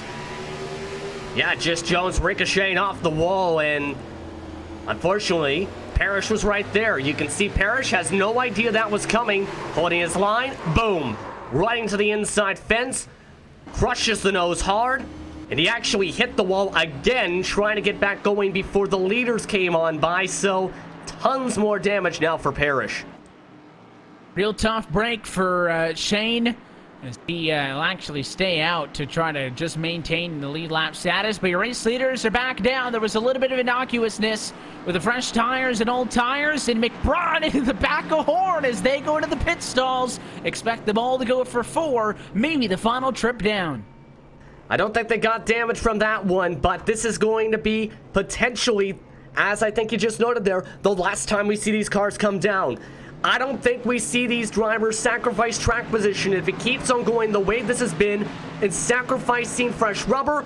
David Washington just took 2 tires to take the race lead again. He goes all the way to the front in the 98 car, right sides only. David Washington has played spoiler in these playoffs already. Of course, Daniel Eberhardt has, but we have seen non-playoff drivers play spoiler in his playoffs already, and David Washington could be the next driver to try to do so, as Horn, McBride, Faridas, Justin all stay even, 2nd, 3rd, and 4th. But what I think this is Washington goes in front. 2 tires haven't been bad. So I think Washington's got a real opportunity here to fight for the race win. But even aside from that, even if you assume the cars on the 4 can get around him, the shuffling up of the rows for this restart is big. Horn all of a sudden is to the outside. Rhett McBride, I think P3, could be in a very good position here. Yeah, and again, Freenosh on the outside as well, where he looked very uncomfortable the last time he started there in the mix of the traffic. So this is going to get very big, especially if it keeps on going the way it is. A lot of drivers might be able to push themselves up the field and fairly quickly, depending on how that outside stacks around. And the shuffling will trickle all the way down through, so it affects the battle as well between George and Jacoby, who go from 4-5 to 5-6, and it ends up switching whatever lanes they would have been on for the restart. But David Washington, with some damage at all, is going to restart this race with 36 laps to go in the 4th to last race of the season, and in the round of 8 playoff opener with an opportunity to spoil the night. The 5 cars in a row that are all playoff drivers lined up behind him. It's his field to control for the inside of the front row. Green flag back in the air, and it's a great start for him. And that's the start he needed, but this is not the line he needed. Oh, he got turned. Washington into the wall. Caution flag is out, and there it goes as he checked way too early up into the corner, and Connor Horn tried to split the difference. A little bit of contact sent him around. He definitely missed his braking point. You want to get on the brakes around that Monster Energy logo. He didn't start slowing down really until about just at the end of it, and that ends up pushing him up the racetrack. He tries to hold on to the middle line, and Horn gives him some help. Let's look on board from Horn's view. As you can see, Washington just goes straight up the racetrack. Horn, not expecting it, accidentally taps him. Caution flag comes out, boom, and all of a sudden, Rhett McBride is now the leader. And the contact between them, if there was any, was the slightest of touches, and all these onboard angles to give you the different looks as they dove down at him, and the 98 just totally missed the corner. And, that caution flag obviously takes David Washington effectively out of the running for this, as he'll drop way back to P16. And Rhett McBride, like I said, that's not necessarily how I thought it would happen. It ends up going on through. Connor Horn is on pit road, though. The 24 comes in to get service after just being down pit road. You have to wonder if he's going to take the caution point maybe, and that's what he's preparing for here with this pit stop, saying, you know what, if I'm going to go to the end of longest line, I may as well get fresh tires, right? I think that's what the strategy call may be here, if that is indeed the case, because it doesn't make sense either way outside of that, because there's coming to 32 laps to go this time by. If you are at the back of the field right now, unless there's a lot of incidents or a lot of traffic, you're not going to find your way up into the top 5, I don't think, unless you really push forward. He is sitting in the pit stall, so race control reminding some drivers who may have already gotten caution points for the night that An additional infraction would take them out of the race, and maybe that's what's going on with Horn, who's in the pit stall and now a lap down. Yeah, this is huge. This is going to be absolutely huge if this is indeed the case, because remember, Horn, one of the top competitors this season, this would put him down early in the round of 8, and it's tough to climb back from a deficit in the playoffs. Not what you want to have happen if you are in a part of that Speedway Chevrolet crew. Just like that, Connor Horn out of this race, and the 2 cars, therefore, that were battling on the front row are gone in the blink of an eye, and now it'll become a Rhett McBride and Thomas J. George front row late from Martinsville. The wave around as David Washington maintains his lead lap status by getting that car turned back around, so he'll be the 15th and final car on the lead lap for the next restart. Lights on top of the pace car go out, and that's a lot to process in 5 laps. Yeah, I'm still processing this at the moment, to be honest here. This is huge. All I can really say, going from potential top 5 points to back half of the field points, it's still doable to come back, but it's going to be very difficult at some of these racetracks coming up. We'll see if he can come back, as it'll be a lot of points lost at a round of 8 playoff opener. But for Rhett McBride, Thomas George and company, a huge opportunity. Green flag now with 29 laps to go. McBride will lead to 1, and it's Farinas charging on the inside of George in a fight for second. Oh, car in the wall, 67. Caution flag back out for Blake O'Connell at 172. He and Kalist got into it, fighting for that 11th and 12th spot. Kalist just drove it in too hard to the corner, and it absolutely shoved the 67 car into the wall. Look how violently that car reacted to the contact. He definitely did not expect that to go there, or happen that, I should say, and just Kalist pushed up, straight up into the door, shoved him straight into the wall.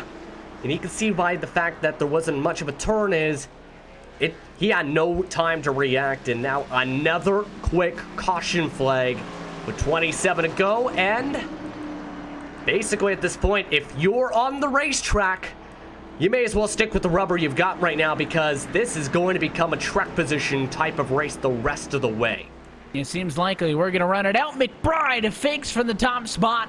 He wants to pace this one to the end. We'll be inside at 25 to go. We'll step aside one final time from Martinsville. Rhett McBride looking to close this one out. He wants to punch his ticket to the championship 4.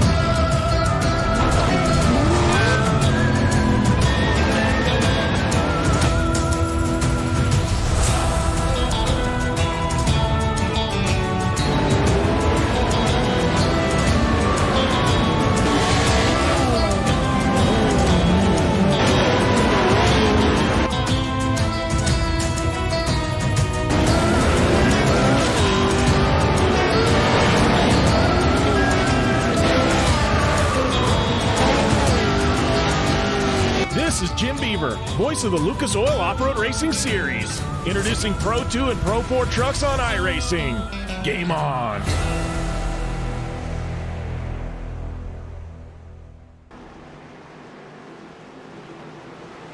Back live from the virtual Martinsville Speedway as we get set for another late race restart in the round of 8 opener. Green flag for Rhett McBride, who will lead to turn 1. It's the 88 of Freenage in second.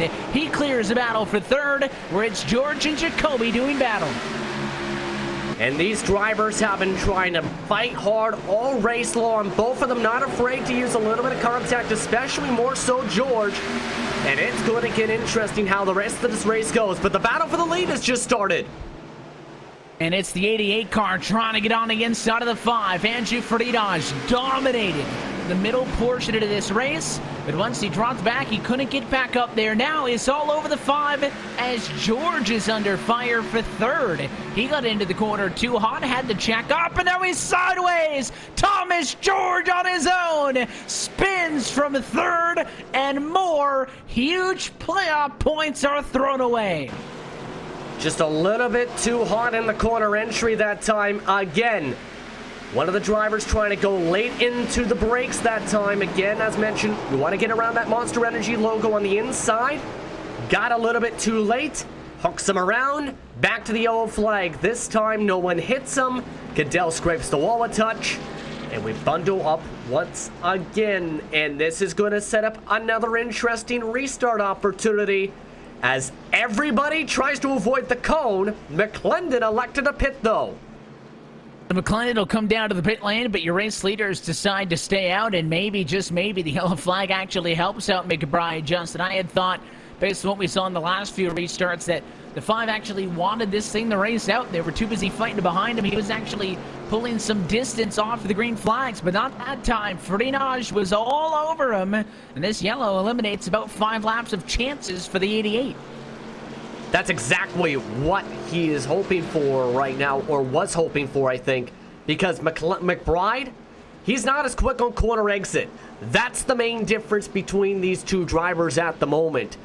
You've seen it a little bit with the shots that Freenage, he was gassing up about 15 feet earlier in the corner exit compared to McBride.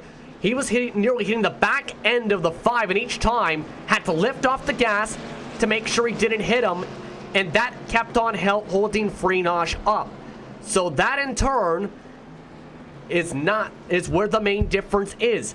This caution flag bunches everyone back up again once more, Evan, and in turn sets up McBride to do the same thing again and again if he wants to, or if he can hold him off to do so. And we'll see if he's able to. It's also the fact that, well, we're racing at Martinsville. It's short track racing, close quarters. We've seen some door slams and bumper banging tonight.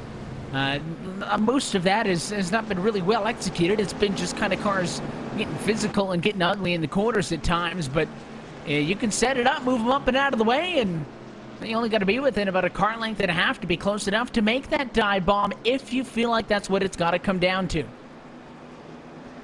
Yeah, that's the main thing. I wouldn't be surprised. Depending on who's the one making the dive bomb, we see that for the race victory. But I don't think you want to win that exact way. There's a wrong way of a bump and run and a right way. Wrong way is you just wreck the car in front of you or you wreck yourself. The right way, you give them a little nudge, move them off their preferred line, get them loose on the apex, and you get to the inside on the corner exit, and you get the faster run as a result. If it comes down to that type of bump, it's going to be interesting to see who holds on for the checkered.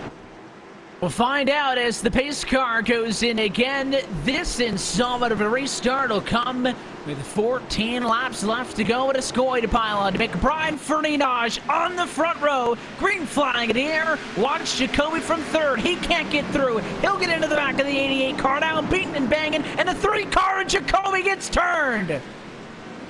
Oh, man. And this race continues to get interesting with caution, brake, caution, brake, caution. And it was a massive stack up on that bottom side. Jacoby tried to send it in, hit the back end of the 88. He tried to check up to make sure he got off his bumper, but left a little bit of space on the bottom. Stanford just barely gets the back end of the 3, and around he goes. Lucky we don't see more cars, but Kamer, I think, got some of the worst out of that one here, because as him and Jones in a few hours were trying to cut away from Jacoby, Cadell had forced the middle as the caution flag came out, and everybody tries to catch up the pace car. Rhett McBride in a great situation now, still coming to 11 laps to go. We're going to be restarting with single-digit laps to go on the board, not even factoring in a potential green-white checkered. And the more these laps tick down under yellow, Evan, the more a Rhett McBride victory becomes very real. That much closer to an opportunity to fight for the race win here, and I still think his biggest threat is still on his bumper in Andrew Friedage in the number 2 position. For Skylar Shackelford in 3rd, could he kind of be a sleeper? Dylan Jones, I mean, contact on the front row. You never you never know what may come out of that.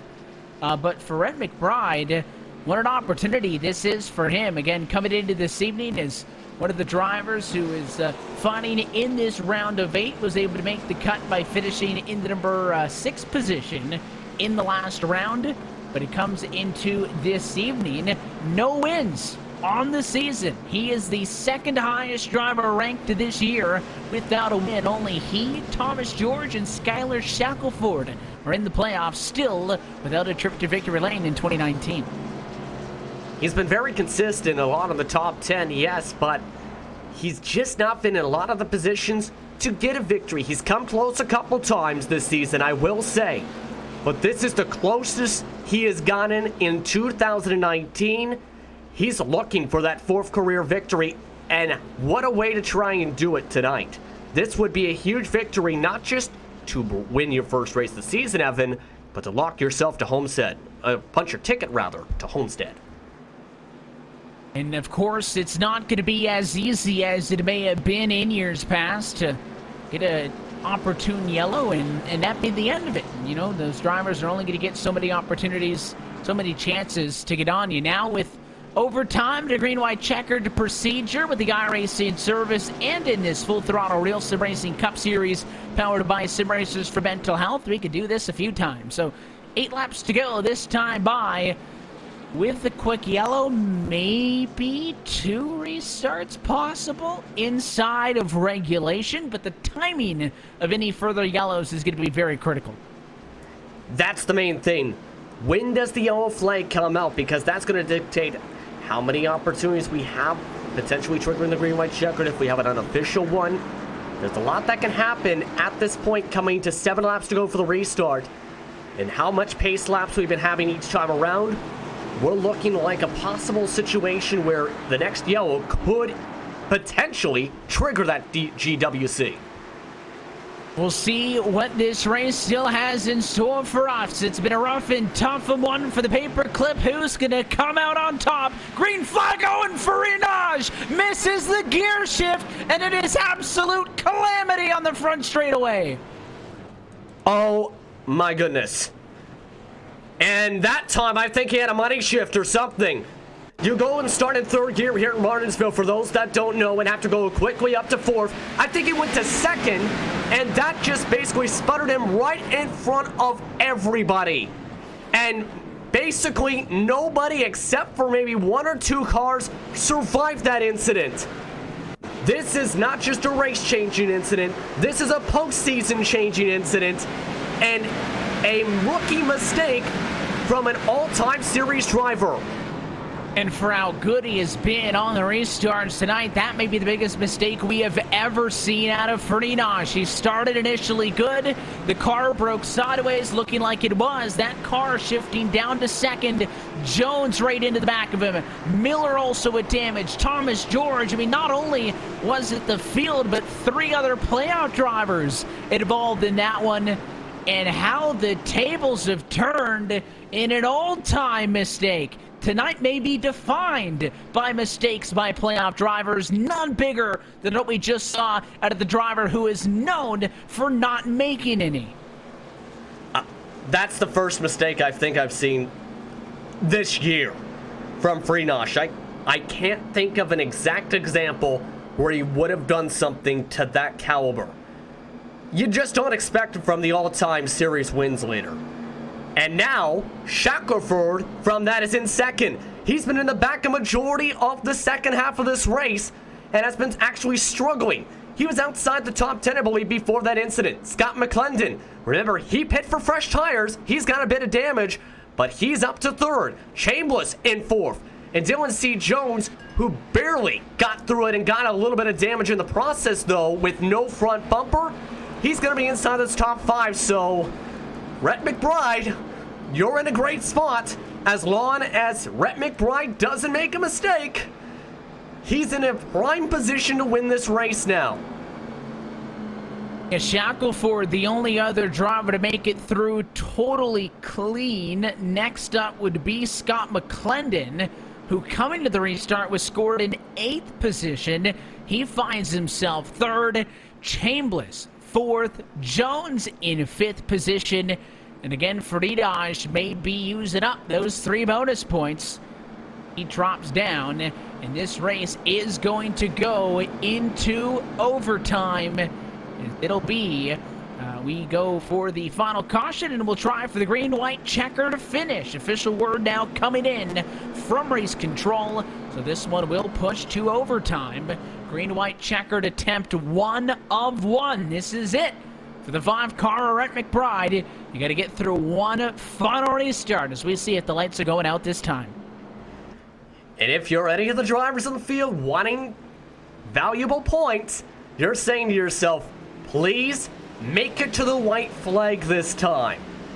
It's going to be very intense, though, because Shackelford, he's been willing to be very aggressive. We've seen it from a few different racetracks from drivers such as him.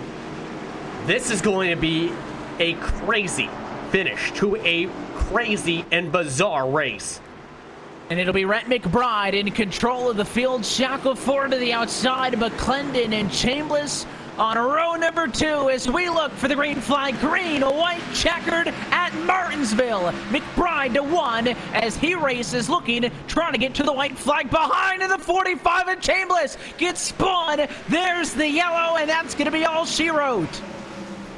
And that's not what a lot of the drivers wanted to see. Was still a lap and a half to go. Chambliss, another driver overshooting the braking zone on corner entry. Another driver that loses the back end and fishtails around and causes a spin. And nowhere for Kamer to go, who had just pit to fix some of his damage from that caution. He gets the end of longest line, and we're going to finish this race under caution with Rhett McBride in front of him. Chambliss, unfortunately, involved in the incident just after getting eliminated for the postseason. He takes Kamer with him, but here it is, the checkered flag for Rhett McBride in the 5-car, who finds himself up front late. He was the driver willing to gamble a tad bit on the strategy, and when all of the dust settled, he was really one of the only cars left. And for Rhett McBride, a season that had been defined by consistency, despite the fact that he was one of the only drivers without a race win coming into tonight. He had the 4th most top 10s out of anybody in the series. And now, I'll tell you what, he picked an opportune time to get his first, because this race win will lock him in to the Championship 4, and Rhett McBride will fight for the Full Throttle Cup. And Rhett McBride did one thing that was very crucial. I mentioned at the top of the broadcast. He kept the car clean the entire race. Just a couple dents here and there, and that was crucial. If you could keep the car clean, pass cleanly, and control your emotions, you could find your way to victory lane. A lot of the other cars, including the one he just passed, they demolished the race cars, and you've seen the end result. Rhett McBride, his 4th career series victory, Evan, and as you mentioned, his first win of the season. It is a big celebration, maybe the biggest win for him since his first in this Full Throttle Cup Series. He comes out on top today at the paperclip, and this celebration is going to go on for some time. We'll take a quick opportunity to step aside, and when we come back, we'll talk with him and give you an updated look at what the point situation will be going into No Limits, Texas next Monday night. But for tonight at Martinsville, McBride is your winner. Post-race coverage next here at LSR TV and the iRacing Esports Network.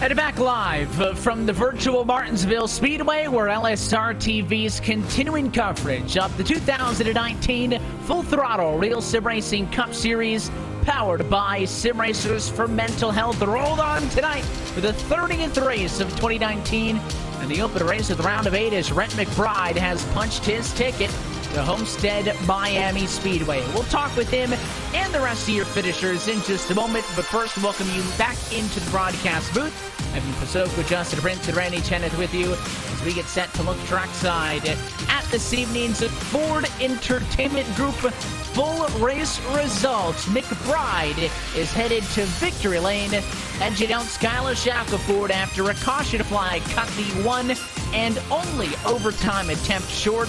McBride settles for second, a lot of points, given all the playoff driver mishaps we saw this evening, and Scott McClendon with a podium seat as well. Dylan Jones comes home fourth, and Eric Stanford finishes in the number 5 position. I do believe, though, that these results are unofficial and will be modified.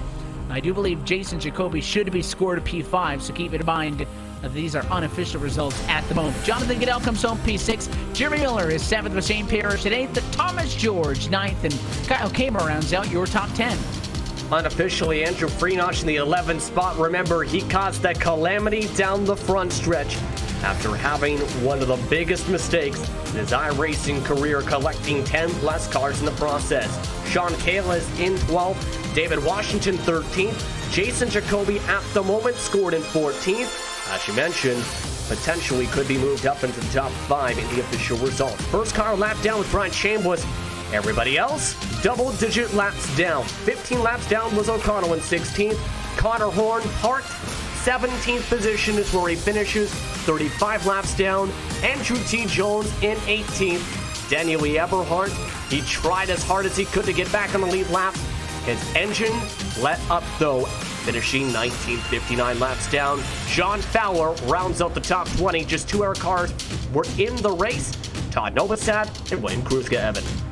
That's a look top to bottom at tonight's Ford Entertainment Group full race results. FEG PC has been serving the iRacing community with custom-built affordable computers specifically built and tuned for iRacing. Your PC will come with everything you need preloaded so you can get racing as soon as it hits your doorsteps. Get yours today and join the 600-plus iRacers, or you join a Ford Entertainment Group build. PCs to fit every budget from $540 and up. Visit FEGPC.net and mention code LSRTV10 to get your builds quoted today. Let's go trackside to catch up with tonight's winner, Rhett McBride, who is back in victory lane in the Full Throttle RealSimRacing Cup Series. Rhett, congratulations, and what a time to do it, man. First race of the round of 8. First driver that'll be guaranteed to fight for the Full Throttle Cup this year.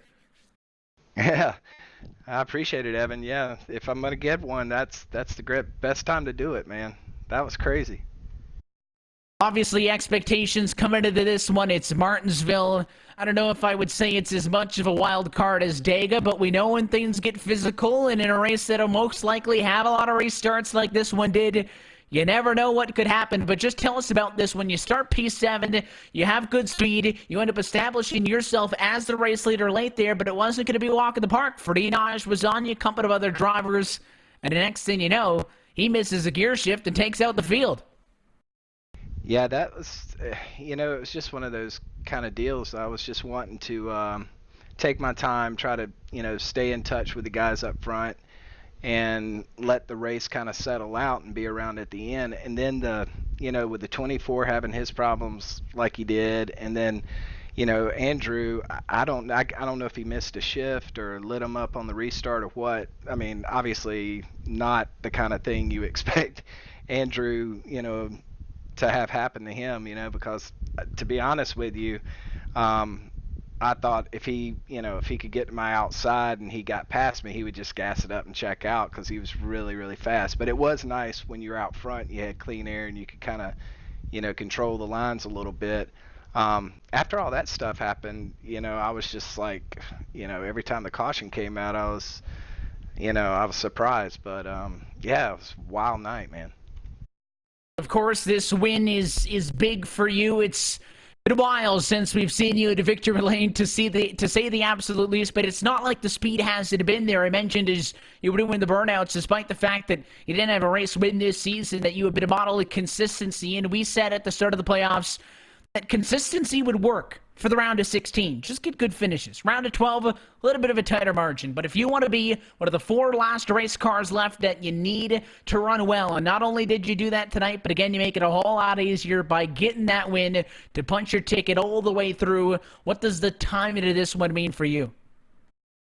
It takes a lot of stress off, Evan. I mean, it's really not my style to, get as aggressive as you have to get, in the situation we're in now. I mean, now you just can't lay back anymore. I mean, you really have to get up on the wheel and start digging. And I just wanted to put it all out there tonight. I felt like I had as the race got going, I felt like I had a better shot to get at this one. And that's kind of the way this deal is. I mean, even if you're finishing up front, it's so close because the same guys are going to be finishing up front. So you really need to check off one of those wins. So, it was nice to do that. It's been a while since I've been in, I've gotten a win. So yeah, the old guy got one done tonight. Yeah, last time we saw you in victory lane was back at Talladega some time ago, back in the 2014 iteration of this Full Throttle RealSimRacing Cup Series, a testament to how long this series has been around here at LSR TV and, your constant support and participation in this, Rhett. But as we mentioned, you're the first driver locked in to the Championship 4. For that and for the race win tonight, who do you want to say hi to back down in Full Throttle victory lane? I just want to thank all my guys on Steel Horse Racing, Swanee, Cadell. I hate Cadell's not part of this deal with us. I mean, he had some misfortune in the last race and, didn't make it past that round. He should have, but, So yeah, Cadell, Thomas George, Anthony Frederick, Pasquarella, Greg Evans, all the guys that are on that team. Thank Ego. Want to thank. I don't know if I thought thank Swanee or not, but of course thank Swanee. I want to thank Kevin for that new paint job I had tonight. He did a little collaboration with James Collins, and it looks sweet, nice. And thank Ego for putting the sponsor on the car. That'll get it. Well, he certainly put it to good work tonight with a race win for the Martinsville Speedway. Again, Rhett, we appreciate your support of the series, and congratulations on the win. We'll see what happens next week at Texas, and of course, when we head west to ISM Raceway, but we'll catch you at Homestead. You got a shot to fight for the Full Throttle Cup in 2019. You got it, Evan. Thanks, man. I appreciate it. Thanks for all the years of quality broadcasts that you guys do, and it's really cool to see you getting the success you're getting now too, man, because you've been calling races that I've been in for a long time, and it's good to see you taking it to the next level. So I want to thank you as well. I'll tell you what, it's always fun to be in here on a Monday night, Rhett, and we appreciate the extra time here as well. Post-race, get out of here, go celebrate. We'll catch you next week. You got it, man. Thanks, Evan. Race winner tonight, the Bump and Run 200, Rhett McBride, back on top of the mountain. A winless drought that went over 5 years, but if he had to pick one, this would be the one to do so. He's now got an opportunity at the championship. Flip side of the coin, Skylar Shackelford, who comes home in second position tonight. Another driver, Justin, looking for the first win on 2019. Not going to come, but a ton of valuable points as a lot of the playoff drivers had issues late. Yes, indeed. I'm standing by with him right now. Let's talk about first the big one at Martinsville in the second last restart. Skylar, talk us through what you've seen as the craziness happen all around you, and you got through scot-free. Yeah, I don't know. I started on the outside. I seemed to restart most of the race on the outside. And then all of a sudden, we were going in a 1 and 2 or whatever, and a couple people, I think, maybe ran into each other, and they just both spun into the curb. And then all of a sudden, I gassed it to get out of there. I didn't want to take a chance of getting clipped on the left rear. And so then all of a sudden, I looked behind me, and I was second or third, and everybody else was in a big trouble. Yeah, you were one of just a couple drivers to get away through that, through any damage, or even with your front bumper, and it helped get you the second place finish. Throughout the race, though, I noticed you were having some ups and downs, especially when we had some of the longer runs. How was the car feeling, in your opinion? How difficult were you, if any difficulties were you having as this race progressed? You know, your guess is as good as mine. I don't know what I missed this week. I don't know how I was driving. I just don't know. I was good probably the first, I don't know, 9, 10, 11 laps maybe, but then after that, I just seemed like everybody was beating me into the turn, and then they were beating me off too. So I don't know if I just don't know what I was doing wrong. And I kept trying different stuff every single run to see if it would make a difference, and it just didn't. And after a while, I was just kind of content. I figured if I wasn't gonna be the fastest, I was just gonna try to avoid every other incident on the track and just maybe coast around to a top 10. But it surely worked out in my favor when it came to wrecks, because I mean, I was not second place fast. There was a lot of guys better than me tonight. However, with the ability to not get involved in the big one there, unofficially you're currently inside the top 4 in the championship 4 for this round of 8 at the moment, heading into Texas. First of all, how difficult will it be, in your opinion, to make sure you get to the Final 4 at Homestead? And second, let's talk about the races you have to go through there to get to Homestead. This has been quite a crazy week, because I remember talking to you guys last week, and I didn't even think I was going to be in the round of 8. So I kind of already gave up on the season in a way, and then all of a sudden Tuesday comes and I'm in the final 8. But I knew that Martinsville was going to be my worst track, and so I figured if I can come out of here even close in points, I think I'm really looking forward to Texas and Phoenix. Because at Phoenix in the spring, I think I was running third before I got into an incident at the end of the race.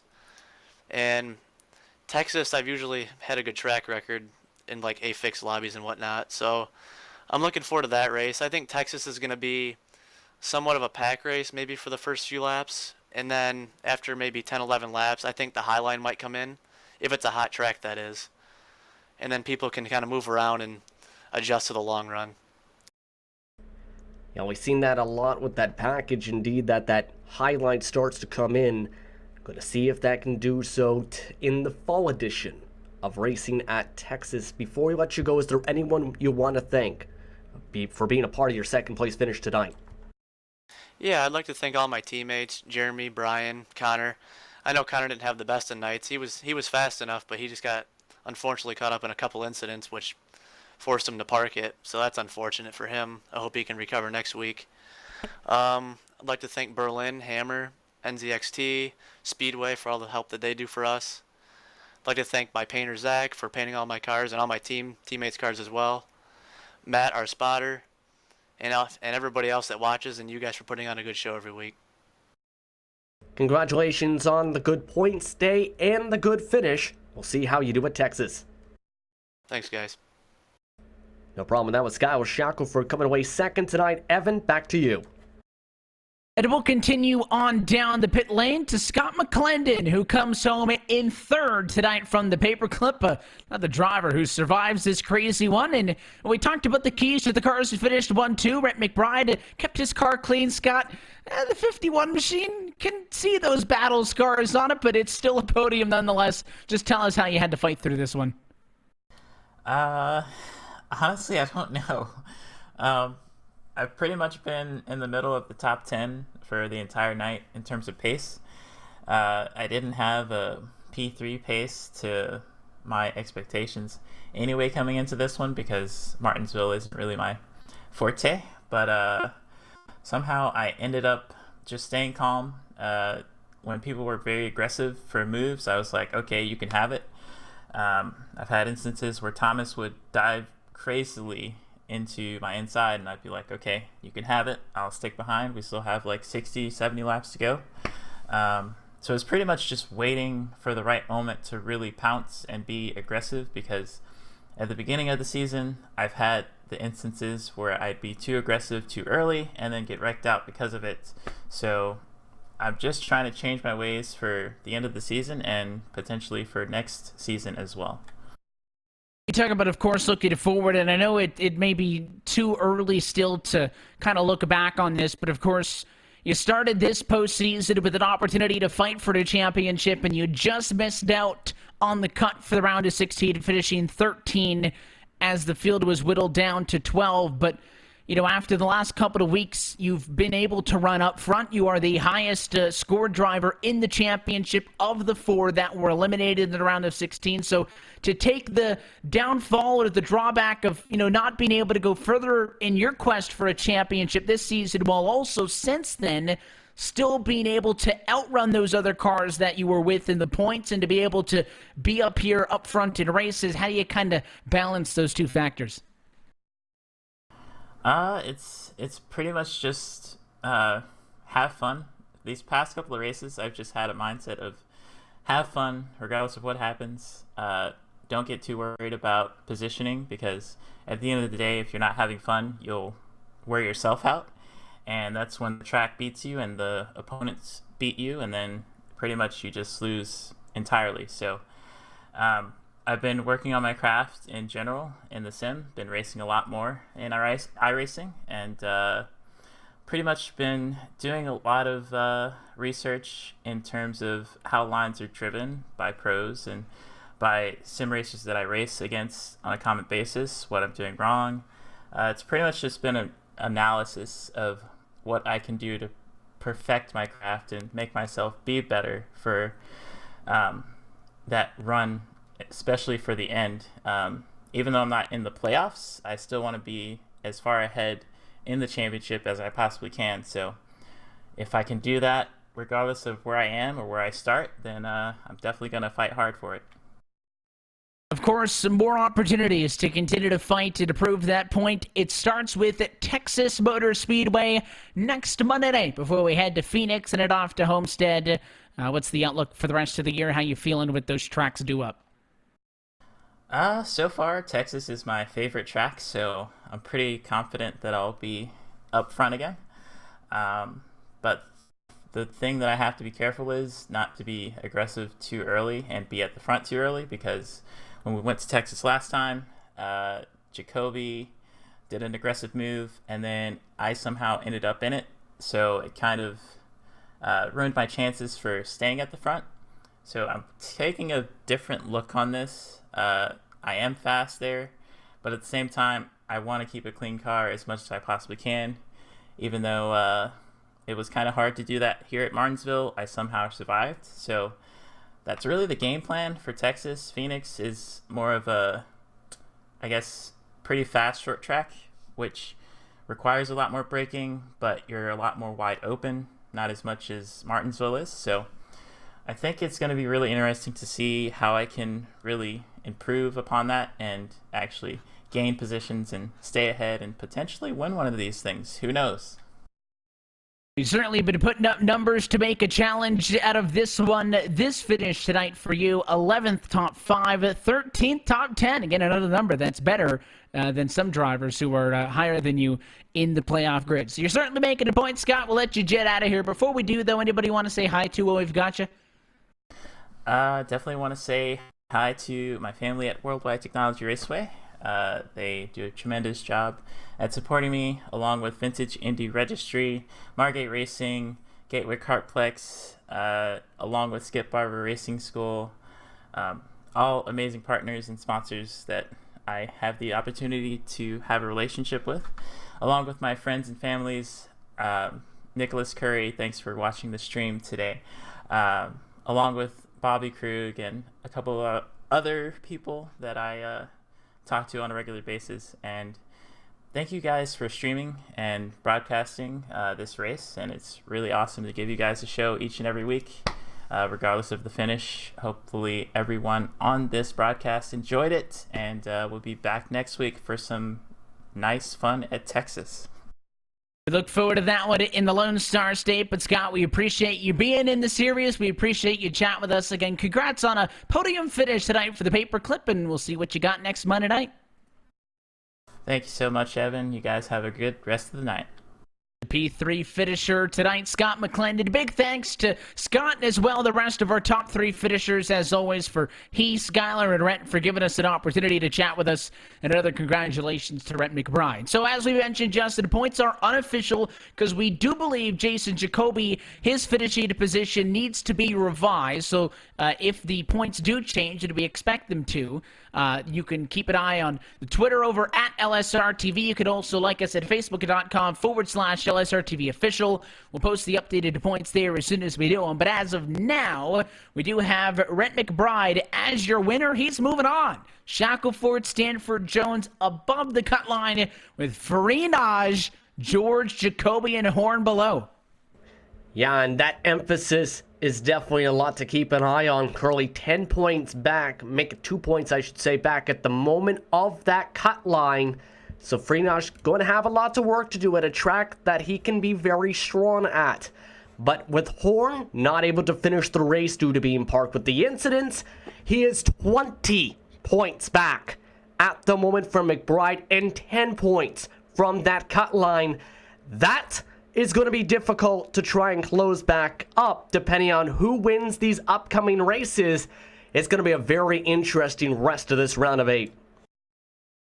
We look forward to you joining us through these next couple of rounds. It all starts at Texas next week. Phoenix, the one following. And then November 18th, the one you're not going to want to miss, from Homestead to Miami, as this season, which is now 30 weeks deep, that started back in February, gets set to enter its final month. But until then, that's it for us here tonight for the virtual Martinsville Speedway. On behalf of the entire team at LSR TV, the folks behind the scenes, and for your broadcast team tonight. For myself, Evan Pasoko, for Justin Prince, and our producer downstairs, Randy Chen, I want to thank you for tuning in and congratulate Rhett McBride. First win for him on a Monday night since 2014. The round of 8 continues next Monday. That's November the 4th for the virtual Texas Motor Speedway. That race and every race of the 2019 Full Throttle Cup Series, powered by SimRacers for Mental Health Playoffs,